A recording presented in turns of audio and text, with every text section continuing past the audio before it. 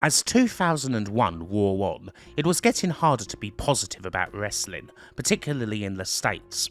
No more WCW, no more ECW, a big invasion storyline that started off hot but quickly petered out into more McMahon family shenanigans. As far as the big leagues went, it felt like an ending, and not a particularly good one.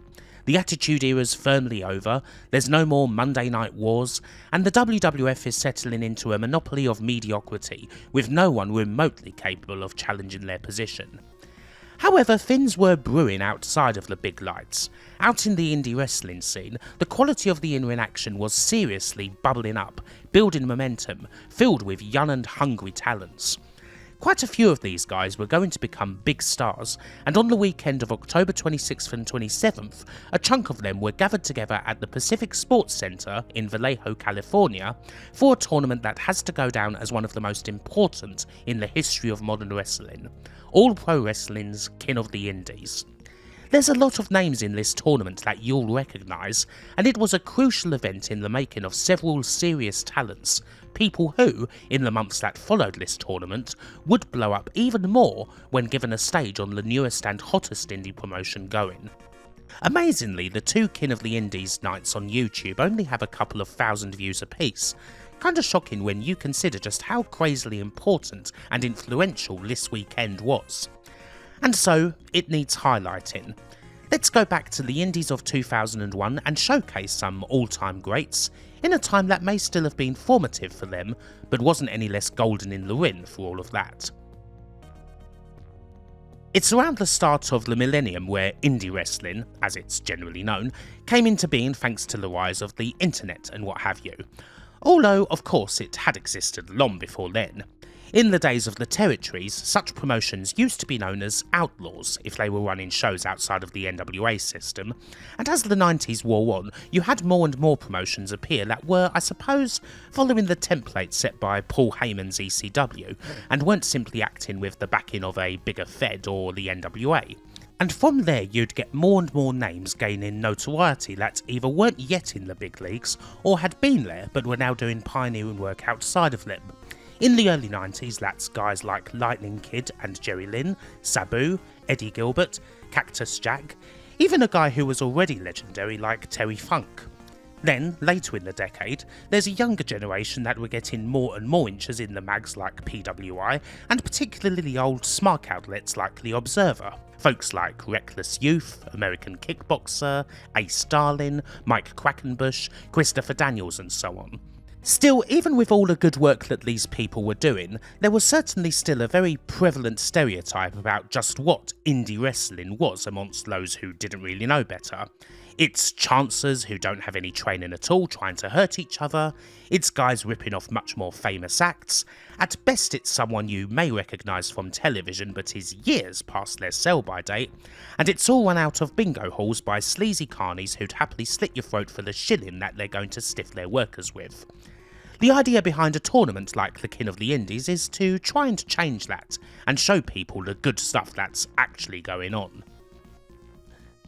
The promotion behind this particular tournament was All Pro Wrestling, an outfit from California that originally started in 1991 and was run by a man named Roland Alexander. If you've ever seen 1999's Beyond the Mat, APW are heavily featured in that documentary with a couple of their stars, Michael Modest and Tony Jones, having tryout matches with the WWF. In the documentary, APW comes off as a pretty typical indie fed for the time, and Roland Alexander comes off as a rather stereotypical promoter, honestly one of the villains of the piece, a controversial figure, one who has a lot of passion for the business, but certainly has that sleazy promoter vibe about him. He even comes across worse than Vince McMahon does, although to put things in perspective, he is obviously nowhere near remotely close to Grizzly Smith. Anyway, APW's greatest asset, really, was its wrestling school known as the Boot Camp that has produced a fair few well-known wrestlers, Spike Dudley, Bryson Smith, Crash Holly, Cheerleader Melissa and Sara Del Rey to name a few, and there were a lot of sign-ups to the Boot Camp following the release of Beyond the Mat. Unfortunately, earlier in 2001, it was also where the 27-year-old Brian Ong sadly lost his life while training with Dalip Singh, later the Great Khali, an incident that APW was ultimately found to be culpable for due to making him continue to train with a concussion. A pretty horrible thing indeed, and something we will have to go back to later. With APW gaining a considerably higher profile thanks to its exposure in Beyond the Mat, it seemed like an ideal place to run a tournament like the King of the Indies, although it certainly wasn't the first of its kind or anything like that, as ECWA's One Night Super 8 tournament kicked off in 1997 on the East Coast. The first King of the Indies on 30th December 2000 was also a one-night 8-man affair with participants mostly taken from APW's ranks, as well as a couple of prominent outside names. The eventual winner of this inaugural tournament was one of the biggest names on the indie scene, Fallen Angel Christopher Daniels, who will also be participating in this 2001 edition. This second tournament would be an altogether bigger affair, taking place on the 26th and 27th of October 2001 and featuring 16 participants, not to mention the presence of a good few legends thanks to blessings and backing from the Cauliflower Alley Club. Most of the people that we are going to be seeing wrestling in this tournament didn't come from APW, of course. They came from all over the country, and one even came from England. A few of them had already been on television, whether it was in televised squash matches for the WWF or the last dying days of WCW, and a few had also previously been part of the Fed's developmental systems, such as the HWA or Heartland Wrestling Association. Naturally, building a 16-man tournament that's going to feature participants from all over the landscape, and even beyond that, is something that takes a fair bit of organisation. So let's go back and trawl through the dirt sheets to see just what we can find out about the build-up to the King of the Indies, and just how the show could have been different. It is probably worth focusing here quickly on one of APW's biggest homegrown names from the time, a guy named Mike Modest, who you may well know about if you've watched enough prime early mid-noughties Noah. At this time, APW did have something of a relationship going on with Pro Wrestling Noah. In the summer of 2001, Mitsuharu Misawa himself made his way over to the States to visit a few indies and observe a bunch of talents in action, going to APW and making special note of Modest, his tag partner Donovan Morgan, Bison Smith, and the 7'2" Dalip Singh. Singh would eventually make his way to New Japan, but Modest, Morgan and Smith would all be picked up by Noah, making their debut in July. All three impressed greatly, but in the eyes of Noah, Modest was the guy who impressed them the most. He got over with the crowds really quickly, seriously taking this opportunity with both hands. Morgan and Smith weren't exactly slacking on it either. As it happens, it was possible at one stage that Noah could have sent over 3 talents to work the King of the Indies tournament, if they were able to get visas sorted out. Takeo Omori, Takeshi Morishima, and Naomichi Marufuji could have worked it, although this didn't end up happening. If it had, it seems very likely that one of this trio would have won the tournament as part of the deal. I reckon that Takeo Omori would have been the favourite, despite him kind of being on the outs in Noah. Really, if these guys had made the trip, it would have been kinda cool, but, well, it certainly wouldn't have been an improvement on what we ended up getting, that's for damn sure. The full list of participants was announced in around the middle of October. We won't go through all of them right now, but they include Modest, 2000 winner Christopher Daniels and finalist Donovan Morgan, 2001 ECW Super 8 winner Low Ki and finalist American Dragon Bryan Danielson, Doug Williams, all the way from England, and other folks that you very likely know include AJ Styles, Samoa Joe, Spanky, Frankie Kazarian, Adam Pearce, Bison Smith, and Super Dragon. Only one change happens between this announcement and the card itself, and that turns out to be Mike Modest. With his profile increasing in Noah to the point where he was basically working every night on every tour, he felt the need to rest his body, and suffering a minor concussion in a match with Donovan Morgan on 29th of September kind of forced that issue. In fact, it would be the last match Modest had with All Pro Wrestling because, well, you can't exactly put on a big indie wrestling card like this one without some major drama happening, but we'll get into that later. Fellow APW wrestler Tony Jones is subbed in for Modest, and it's also announced that several legends are going to be in attendance. Nick Bockwinkel, The Destroyer, Paul Diamond, Red Bastien, Pepper Gomez, and Kenji Shibuya are amongst the old-timers who will be taking in the weekend's action. With all things set and ready to go, let's get to the business of breaking these cards down. The first night is all about the 8 matches of the first round, which takes place in front of 275 fans at the Pacific Sports Center in Vallejo, California on October 26, 2001. We begin with all 16 wrestlers getting introduced one by one, complete with green screen promos. A lot of these do kinda have WCW Thunder on PS1 pick-me energy, although there are some half-decent efforts, particularly from Chris Daniels. The tape features no commentary, which, well, considering how good the quality of commentary can be on old indie tapes like this, might not necessarily be a bad thing. For completion's sake, there was a curtain-jerker 8-man tag that's not included on this tape. Not too many well-known people took part in it, although one of them was Chico Alvarez, that being Bryan Alvarez of Figure 4 Weekly fame. The tournament proper starts off with 2 good names. Scrap Iron Adam Pearce goes up against England's own, the anarchist Doug Williams. Pearce had been wrestling for 5 years at this point, mostly in the Mid-American Wrestling promotion, and he'd picked up a few titles. He's already got his heelish, cocky, old-school throwback personality, and he could have worked for WCW in 2000 but ended up declining the opportunity due to the state of the company. Doug Williams is one of the most experienced guys here. He started in 1993 at Hammerlock Wrestling, and come the early 2000s he was really starting to break through, particularly as one of the top stars in the promising Frontier Wrestling Alliance promotion in the UK. I am pretty sure that this tournament represents one of, if not the very first time that the Anarchist wrestled outside of Europe, and it certainly wouldn't be the last. The match itself is good. We get some absolutely lovely British-style mat work from Williams, with a few classic escapes and routines, while Pearce does well with most of his heelish actions and even performs a couple of cool moves here and there, particularly a spinning backdrop. Still, most of the killer moves do belong to Williams, getting nice near falls with some signatures like the Revolution DDT and the Bomb Scare knee drop. Eventually, Pearce's healing proves to be his undoing. He gets into it a bit too much with the ref, who eventually pushes him back, and this is enough of a distraction for Williams to reverse his next move, get behind, and rush him in for the finishing Chaos Theory, advancing in 8 minutes 20. Pretty decent opener, all told. The second match features one of the APW guys who started working for Noah, Baby Bull Bison Smith, a rough and tough 280-pounder who debuted in 1998 after being trained by Modest and Morgan at the boot camp, and until recently had largely worked solely for APW. Indeed, this is an all-APW affair. Smith's opponent is shooter Tony Jones, who was also trained by Modest and debuted in 1997. Tony Jones had done a bit of work outside of APW.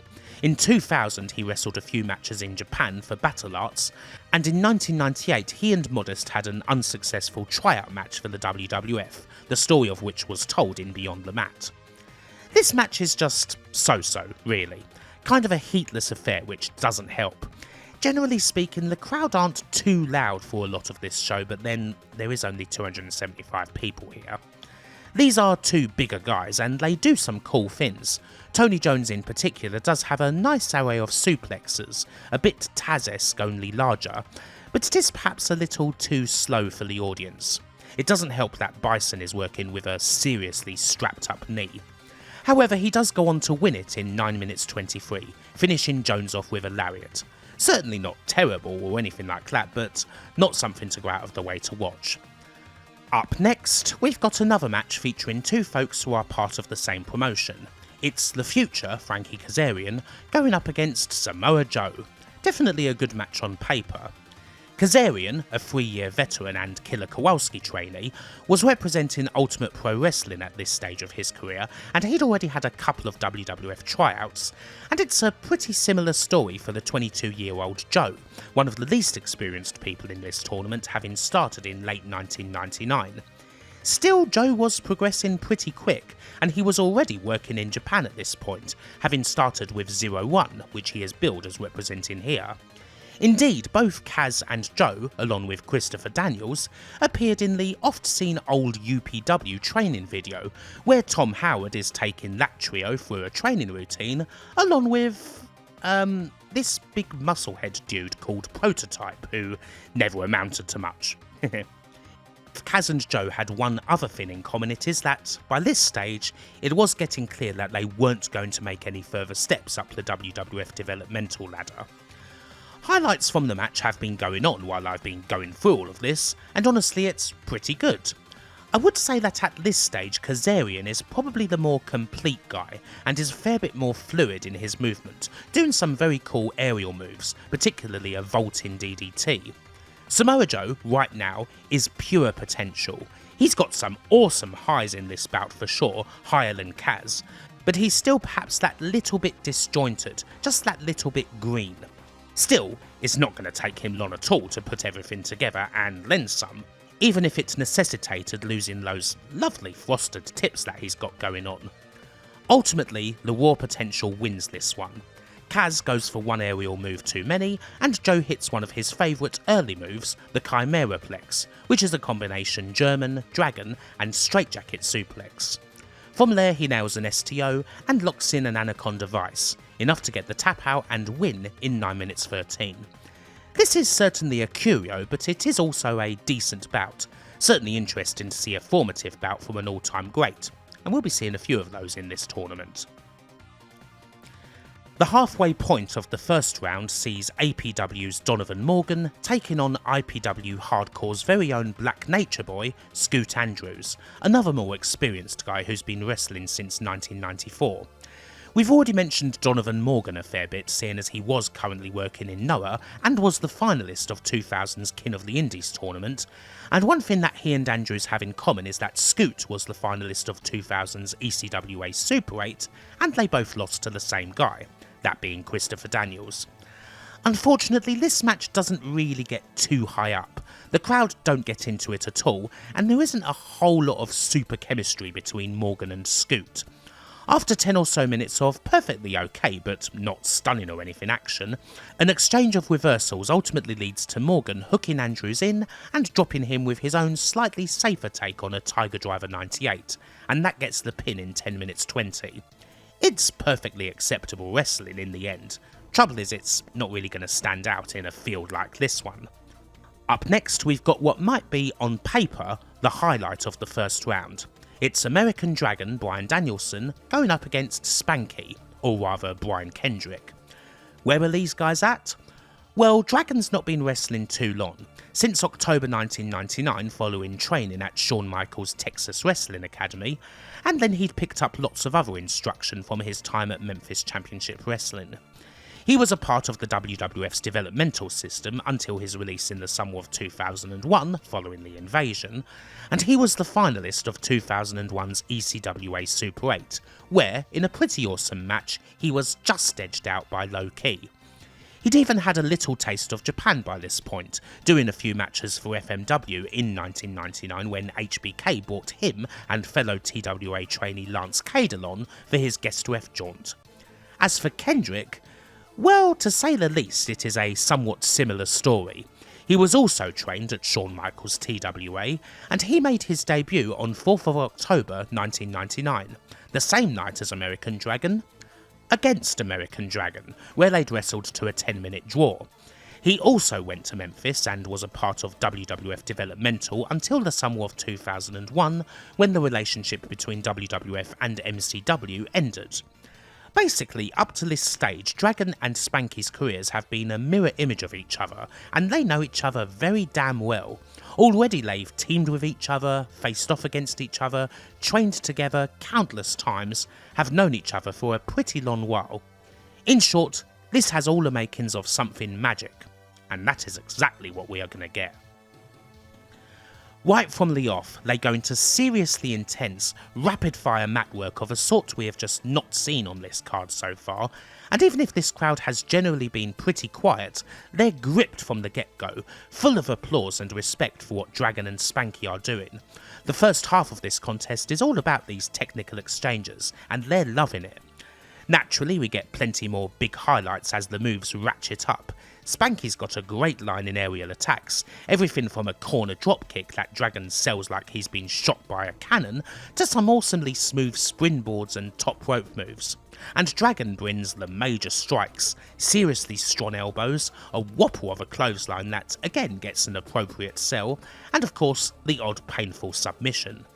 The big moves all land. Spanky gets real close with a springboard DDT and his finisher, the sliced bread number 2, but eventually he gets caught out on going for it a second time, Dragon reversing and nailing the Dragon suplex to get the 3 count in a match that nearly went 15 minutes. And holy hell, it was incredible. What a showcase for these two fiery young talents. Spanky and Dragon used this moment to put on a match that they'd clearly spent a fair bit of time honing. They already know each other inside and out, and that helps them tear the place down. The crowd are most certainly appreciative. Quite widely, everyone from the fans to the watching legends is on their feet afterwards, giving the pair a standing ovation.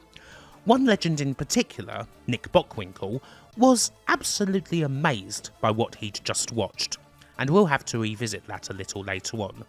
For now, well, this is a match you absolutely need to check out. Up next, we've got another promising looking match. First up, here is one of the most decorated people in the whole of the Indies. The fallen angel, Christopher Daniels, won the King of the Indies in 2000, he's the winner of 2000's ECWA Super 8, a guy who's wrestled all over the world including Michinoku Pro and a couple of years in WWF, and he's already got a lot of championships under his belt since debuting in 1993.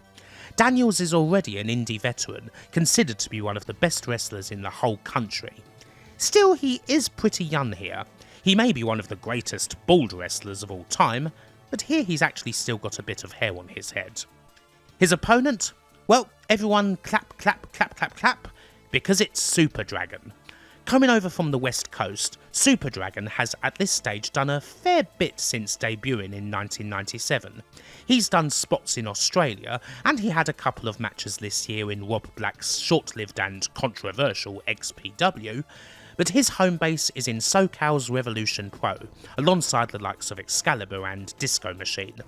He's already had one serious injury after tearing his ACL in 2000, but he's kicking on, and he has also recently won a tournament, Revolution Pro's Revolution J, where he beat B-Boy in the final. Again, this is a match that promises a hell of a lot of action. Daniels and Dragon aren't exactly known for half measures. And indeed, they deliver. This one's all about Super Dragon pulling off some pretty awesome aerial feats, but Daniels getting the advantage through his sneaky veteran tactics. And of course he is already pulling off plenty of his signature moves, whether it's that awesome leg lariat or the blue thunder bomb. Super Dragon's got some really nice stuff as well.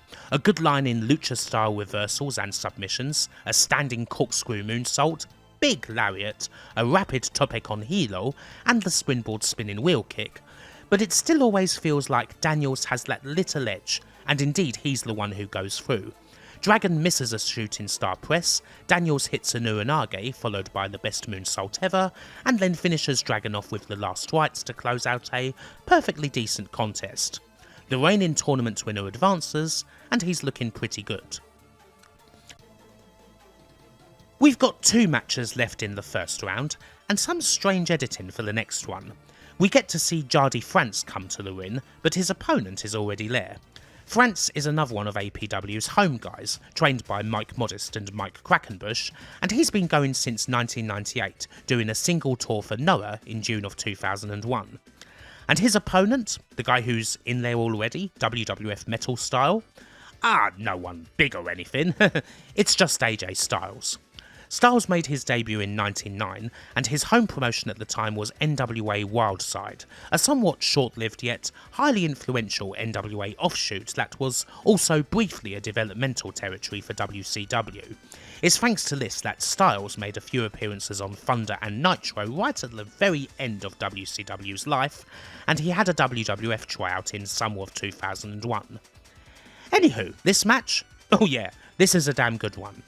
Styles has a fair bit of a heelish thing going on, already developing something of a swagger this early in his career, and in fact he's already doing quite a few of his signature spots. We've got the Kip Up Rana, the German suplex rolled over into a facebuster, the cliffhanger, and generally everything is just performed to an absolute turn, as it always has been with this guy. I mean, you could probably count the amount of moves AJ misses in a year on the hand of someone who's just been clutching a lit stick of dynamite, and that's just as true in 2001 as it is now. But even if this is the AJ show, Jardy Frantz is really impressive. He's got some absolutely wicked aerial moves of his own, perhaps even a bit more wild at this stage than AJ is, particularly with some really awesome Ranas and a beautiful dive over the win post. He comes very close indeed to getting the upset win on Styles, getting some big near falls with a big splash and a sunset bomb, and the crowd really get into this. Ultimately, however, Frantz goes to the Rana well once too often. He tries one, AJ catches him, and swiftly reverses into the Styles clash to get the win and advance. This is a fabulous match indeed. It's actually almost as good as the Danielson and Spanky match, and those two are absolutely the must-watch bouts from night one of the tournament. Definitely check them out. Our final match in round 1 features another guy you undoubtedly know.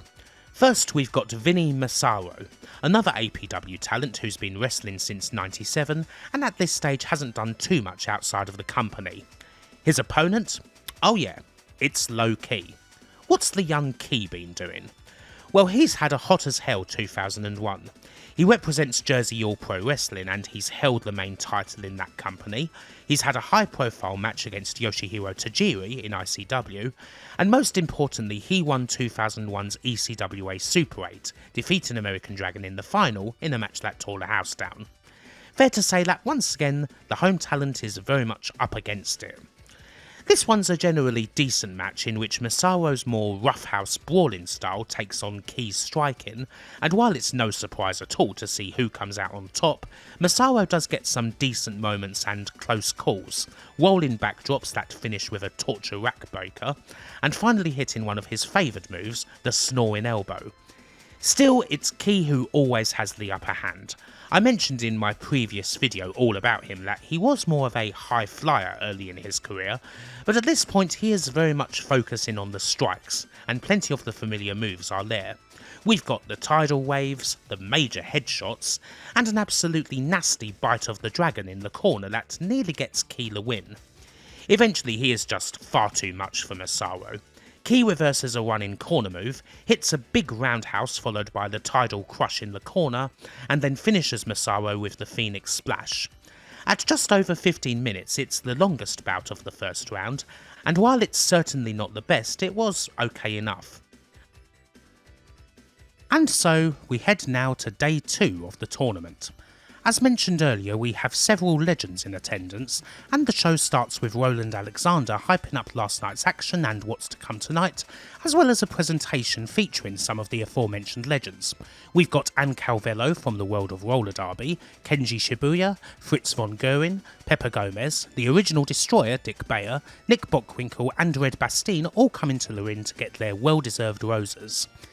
It should be noted that in particular, Bastien was president of the Cauliflower Alley Club at the time, and was instrumental in getting these legends together to attend the show. As we'll see later, the attendance of these legends would prove to be pretty frickin' important when it comes to how the show went down. And with the presentation complete, we start the quarterfinals.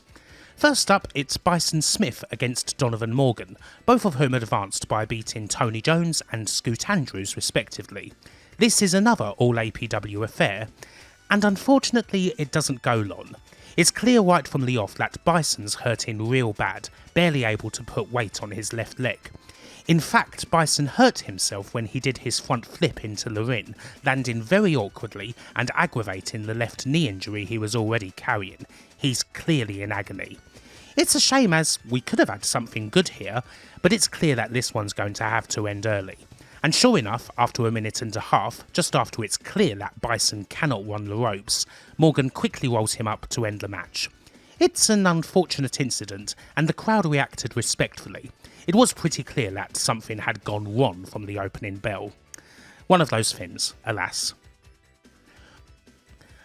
Up next, it's the UK's Doug Williams versus the guy everyone was seemingly talking about following the first round, American Dragon Bryan Danielson. Williams was certainly impressive in his victory over Adam Pearce, but Dragon and Spanky was, again, the match that tore the house down, and we should certainly expect more good things from these two coming together. Of course, that's what we get. The only complaint I have with this match is that it only goes a little under 10 minutes, seeing as Dragon and Williams do frickin' everything right. It's a joy to see them compete in the odd World of Sport style exchange here and there, but this certainly isn't no throwback. They're both fiery, hard-hitting wrestlers, and we've got some serious striking going on. It doesn't matter if we don't have the aerial assaults here that we may find in other bouts on the card. These two have got enough fireworks on the ground to keep each other going, and there's some seriously close calls, particularly when Williams manages to score his Revolution DDT. Both initially managed to avoid the other's finish, getting out of Dragon Suplex and Chaos Theory predicaments, but the telling blow belongs to Dragon. After escaping another anarchist suplex attempt, he hits a big elbow, an even bigger roaring elbow, and then scores the Dragon Suplex. Williams just kicks out, but Dragon holds on, applies the cattle mutilation, and Williams has no choice but to tap.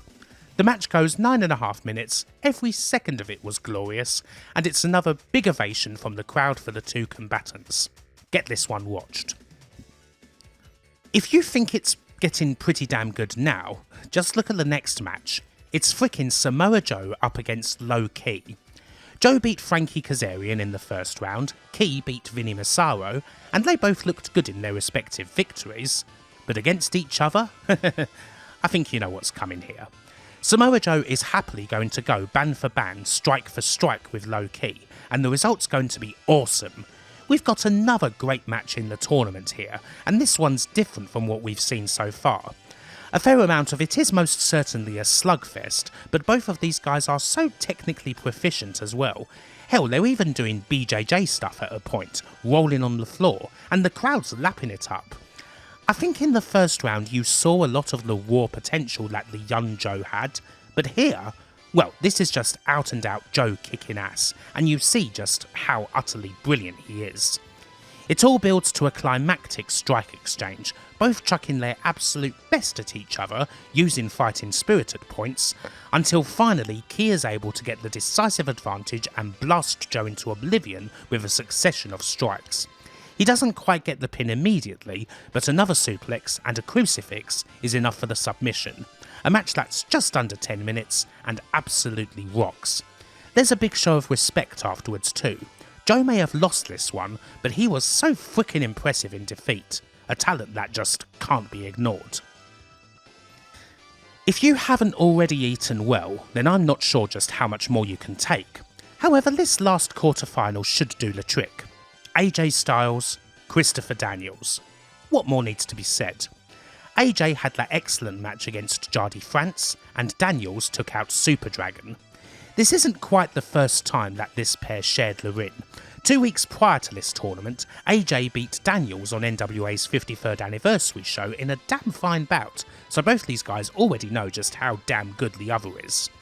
You sure wouldn't think this was their second ever meeting, watching this one. It's as if they've wrestled each other for years, the way they move with each other and play off one another. It's beautiful. We see a lot of the big moves that these guys are known for, and it just comes together with such fluidity.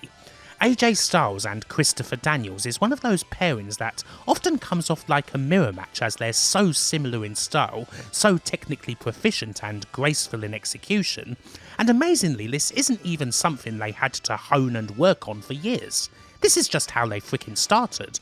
As soon as they stepped into a ring, it was clear that they were made for each other, and it's been like that for every other one of the 100+ times that they've been on opposing sides of the ring. There's a fair bit of drama as the big moves come out. AJ manages to survive the best moonsault ever, and somehow, just through having a few seconds of recovery time, Daniels gets to the ropes following a super Styles clash. With 15 minutes nearly on the clock, we can go either way here. However, it's Daniels who pounces coming out of a backslide struggle and quickly hits the Angels wins for the 3 count. The effect the bouts had on both guys is clear as they're sprawled out in the ring, but on this night, it's the Fallen Angel who scores the point. The big question now is if he's got enough time to recover and get ready for Low Ki.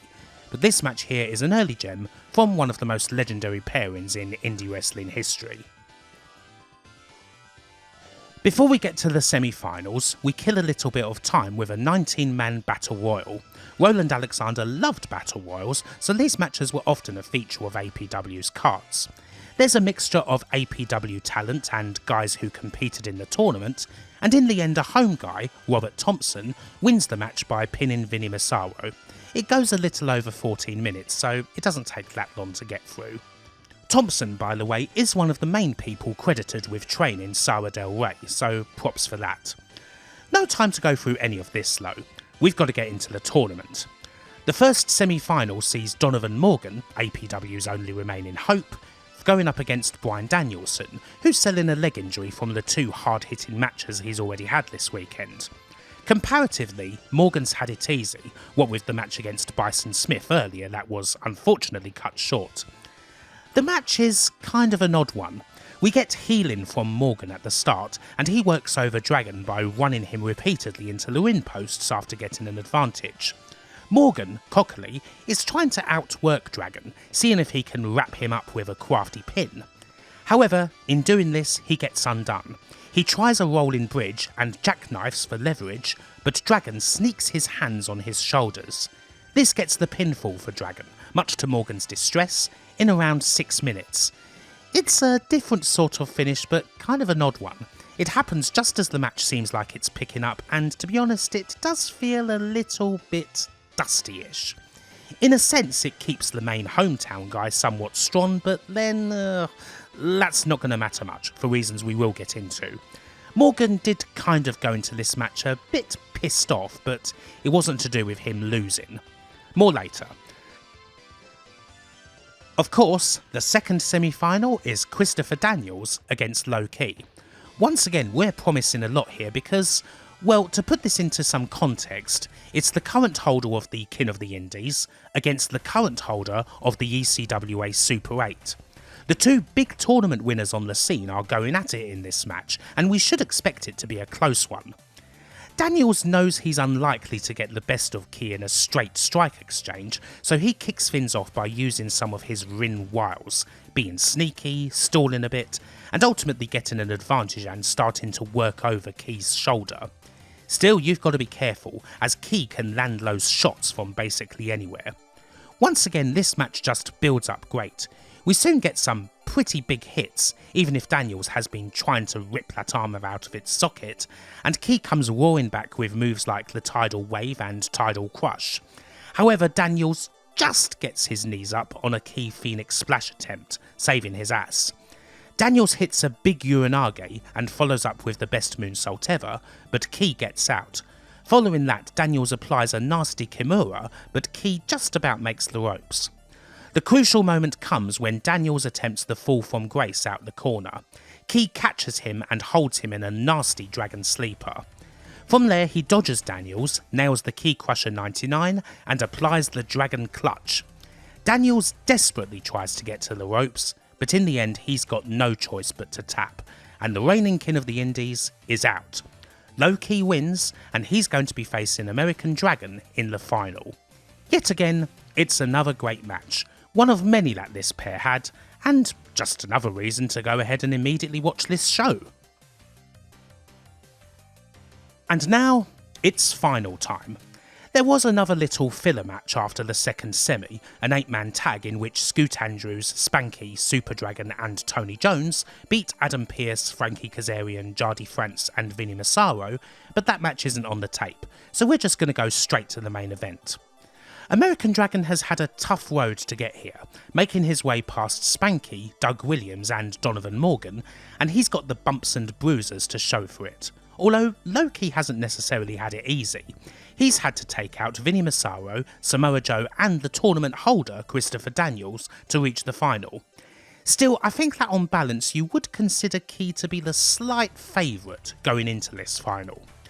However, there is a bit more to look at here, actually, than just the final.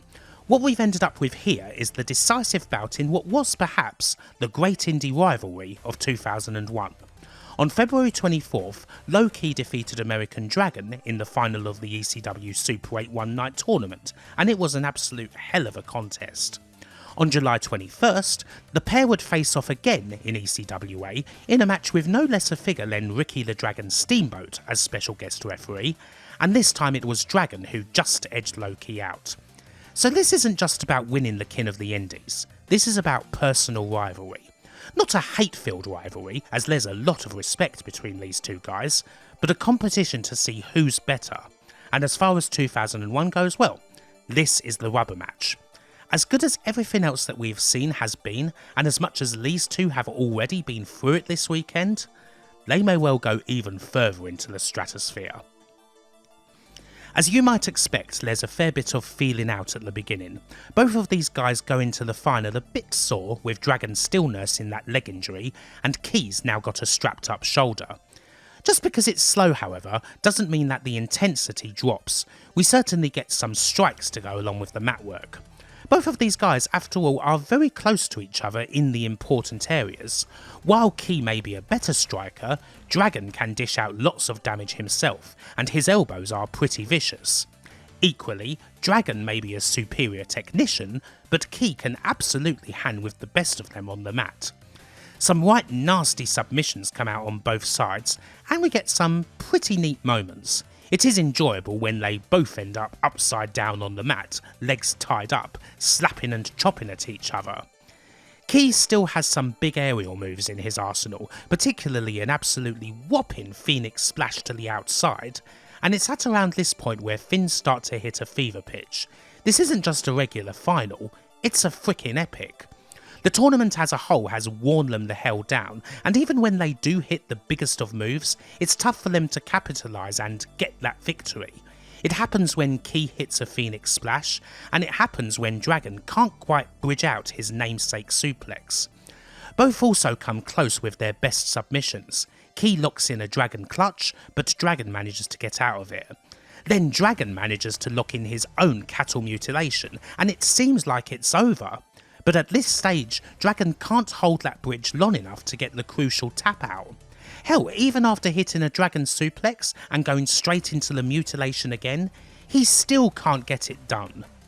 The biggest near fall of them all comes when Dragon tries to do a big avalanche move in the corner, a Super Dragon suplex. However, Ki reverses and hits a freaking Super Ki crusher. My word!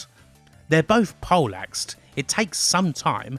Ki finally manages to get over there, but Dragon just kicks out. Ki chops in the corner, posts Dragon and goes for the tidal crush, but with a final burst of energy, Dragon comes out, traps Ki and hits him with another Dragon suplex. Shockingly, Ki kicks out, but Dragon rolls straight into the cattle mutilation, and finally, Ki has no choice. He taps. In an epic final that went just under half an hour, American Dragon wins the match and he becomes 2001's APW King of the Indies. This was absolutely a final that fit the bill, not just for the tournament, but as a rubber match for Dragon and Ki this year. It's an amazing bout, and yet staggeringly, these guys are going to show that they are capable of so much better in the near future, months after this. The participants all get into the ring, we get a big show of respect and an embrace between Dragon and Ki. Dragon gets lifted up onto the shoulders of Daniels and Kazarian, and he's awarded with the trophy. With that, the show ends. There's no commentary on here, so there's not much of a sign-off, but it's a cool finishing image all the same. This isn't just a brilliant duo of indie wrestling shows for 2001, it's a brilliant duo for any year. Most of the matches are damn good, and there's a few classics. It's worth watching the whole thing for Dragon and Spanky, Styles and Frantz, Dragon and Williams, Joe vs Ki, Ki vs Daniels, and of course, the final. Hell, aside from the match between Morgan and Smith that unfortunately got cut short due to injury, everything here is at the very least okay, totally acceptable. The production values aren't too lousy considering when this tape was made, and it all moves at a pretty nice pace. So yes, you should definitely go ahead and watch APW's 2001 King of the Indies in full. It is certainly an important document of indie wrestling back at the start of the 21st century, and it's even more important for what would result from it, but, well, it's also just a damn fine weekend of events. When you've got a tournament that's this stacked with young and hungry talents, it's hard to go wrong. Still, we've now got to look at the aftermath of this show, and it is not necessarily a straight path from here to a glorious new era of indie wrestling. Of course, the ideal way to wrap all of this up would be to say that everything went just great from here, that this was a new beginning for wrestling, the future was here, and everyone went off to get laid. That would be the Hollywood ending to a movie about this show, anyways. But of course, the truth is a fair bit different. There was a lot of drama around this weekend, and in all honesty, the King of the Indies show was not, at least not initially, a particularly big success. 275 people showed up for the first night, and 375 people showed up for the second. Now this was actually considerably less than the 500 or so people who would show up to the same venue for APW's regular monthly show. Those regular shows had a lot less publicity, and they certainly didn't cost well north of $10,000 to put on. I mean, it's not exactly cheap to fly in all these guys from around the country and even the UK to put a tournament like this on, after all. So yes, the tournament did lose APW a pretty big chunk of money, and it's here where we have to look for the main drama, cause, well, they didn't exactly do good out of it, did they? An APW guy didn't win the tournament, hell, they didn't even make the final. Donovan Morgan made the semis, and that was it. Now, when you're a wrestling company and you're putting on a tournament like this one, it is kind of considered to be booking 101 for one of your guys to come out the victor, or at least do well. A defeat in the final that sets up a program going forward, something along those lines. And well, that didn't happen. The APW wrestlers did not do particularly well in a tournament that they were holding, where the owner, Roland Alexander, has the book and gets to pick who wins. How come? From what I can gather, the choice of winner changed at least 2 times. Initially, the plan was for Low-Ki to win the tournament. However, someone dissuaded Roland from booking that, and that someone was Christopher Daniels, who thought that, well, one of APW's home guys should win it. He was an outsider and he'd won the first tournament last year. Makes sense. And so, going into the show itself, the booked winner was Donovan Morgan. He'd beat American Dragon in the semis, and then Low-Ki in the final. Simple, right? And then the match between Dragon and Spanky happened in the first round, the one that absolutely set the crowd on fire and had everyone, including the legends, standing up to applaud at the finish. One of those legends, Nick Bockwinkel, personally congratulated Bryan Danielson after the match, saying that he would have loved to share the ring with someone as talented as he was, and then after the show he would have a word in Roland Alexander's ear. This is in Danielson's autobiography, but this was also reported by the Wrestling Observer following Bockwinkel's death in November 2015. Essentially, Bock said to Roland that if you don't put that guy over, you're crazy. And Roland Alexander, perhaps more with his wrestling fan hat on than his APW owner's hat on, ceded to Bockwinkel's opinion, changing the finish. Thanks to Nick Bockwinkel, American Dragon was booked to win the tournament. Certainly a very important decision as far as indie wrestling goes, even if it wasn't exactly the best decision for APW's business. Now, it has to be said that this wasn't actually the reason why Donovan Morgan wrestled kind of miserably during his semi-final against Danielson. It went a fair bit deeper than that. The actual reason for his anger was that he'd just found out that he was going to be losing his role as head trainer at APW's school, and that he was in fact being replaced by Bryan Danielson and Spanky, and they'd end up taking the position for a little under a year. Now, he didn't find this out from Roland Alexander. In fact, he found it out from Danielson and Spanky on the night of the show. Going by an interview with Morgan from 2022 on the Wrestling and Everything Coast to Coast podcast, Danielson and Spanky told Morgan what was going down, and they felt that Roland was doing business in a pretty shitty way. Essentially, they wanted Morgan's take on it. Morgan didn't hold anything against them at all and felt that they should take the position if that's how it was going to be, but he was understandably quite furious with Roland Alexander for replacing him without actually having the balls to tell him that he was doing so. Now in truth, things had turned rather sour in APW for a while, really since Mike Modest, Donovan Morgan and others had made their debuts in Noah. I mentioned the tragic death of Brian Ong earlier in the video, which happened on May 28, 2001. This was something that rather majorly shook up the locker room, although it was also something that APW kept under wraps a little, to a point where almost no one knew about it outside of the company. In fact, it was initially reported in the dirt sheets that Ong had died in an automobile accident, rather than in pro wrestling training. Someone had to leak that, didn't they? A couple of months later, on 29th of September, he and Modest had a match in APW, the one where Modest ended up suffering a concussion. Going to a Mike Modest interview from 2003, Roland came in the back following the bout and asked, very sarcastically, if anyone was hurt or needed an ambulance. Modest and Morgan thought that this was in particularly poor taste following the passing of Brian Ong, and Modest most certainly let Roland know about it.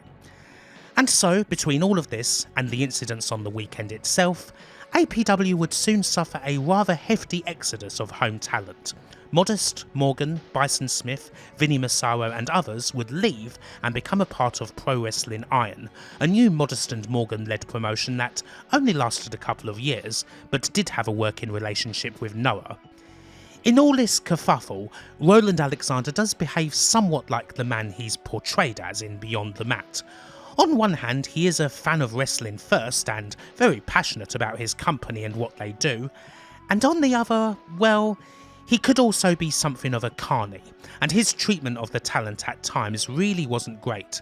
The wrestlers didn't exactly get paid well by him in many instances.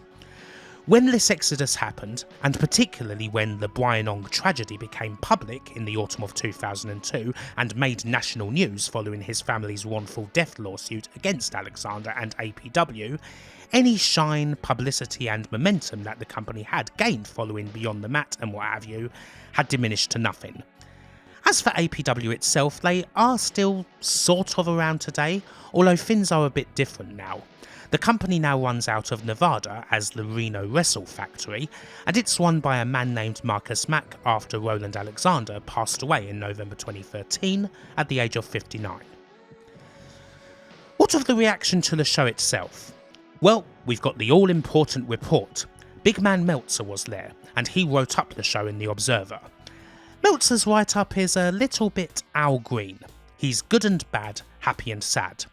Meltz was utterly effusive about the in-ring action, praising the respect the competitors showed to one another and how they connected with the crowd, saying that at least 4 of the weekend's matches were 4 stars or above, with Dragon and Spanky topping the field at 4.5, saying that the people who did come to see the shows thought they were some of the best they'd ever seen, and so on.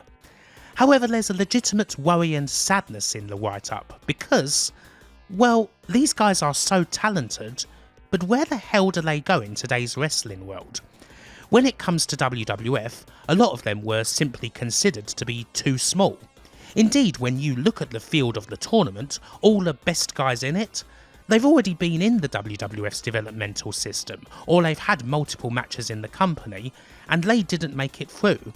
American Dragon, Spanky, Samoa Joe, Chris Daniels, Low-Ki, AJ Styles, Frankie Kazarian, Donovan Morgan, they'd all been there, they'd all been cut or not offered a contract, and right now, WWF is the only big wrestling game in town. Maybe earlier they could have gone to WCW or ECW, but obviously now, that's no longer an option. The thoroughly legitimate worry was that these incredibly talented guys weren't ever going to get the audience that they truly deserved. They can't all just go to Japan or Mexico and make it big there, and even if they did, well, wouldn't that be a massive shame if they all exited their own country? So where the hell do they go? And how on earth do they get their break? Soon enough, there would be an answer to that. Thanks to the Observer write-up and general internet hype, there were quite a lot of wrestling fans who wanted to see the King of the Indies shows. And where would they go to get such a thing? Well, they would ask the folks over at rfvideo.com to see if they had it. Now, this company was in a bit of a pickle, seeing as their main business was in selling ECW fan cams. Of course, that wasn't a thing anymore, and they needed something to replace it. Initially, Rob Feinstein tried to start a relationship with Philadelphia's CZW in order to fill the void, but King of the Indies persuaded him to go in a different direction and set up his own promotion, what would become Ring of Honor, with Doug Gentry in charge of production and Gabe Sapolsky as booker. ROH was hyped from the get-go. The first show was absolutely stacked with talent, featuring Low-Ki, American Dragon and Christopher Daniels in the main event, as well as Eddie Guerrero against Super Crazy, and it followed the template that was set by King of the Indies. Competitors respecting each other and following a certain code, an emphasis on match quality over any shenanigans and so on. And it worked. They easily sold out the Murphy Rec Centre in Philly for their first show, the action knocked it out of the park, the main event in particular was freaking amazing, and the demand for more was immediate. From there we get the second show that was headlined by Dragon and Ki, in a match way beyond even the final they had here. We see Low-Ki become the company's first champion, Chris Daniels becomes the promotion's top heel, all these guys bursting out with Low-Ki and Daniels becoming featured in NWA TNA, American Dragon getting a regular gig in New Japan. A lot happens for these guys, all at once. And so, these talented wrestlers now had a significant platform, and many other talents who worked King of the Indies would come into ROH through 2002. Spanky, Samoa Joe, Doug Williams, AJ Styles, all would show up here, and there'd be plenty more great talents showcased on ROH's cards, from the Briscoe brothers and Homicide to Amazing Red and the Spanish announce team and so on. It is fair to say that without the 2001 King of the Indies tournament, Ring of Honor doesn't happen, or it takes on a completely different hue from what it would be. Perhaps something more akin to ECW, who knows?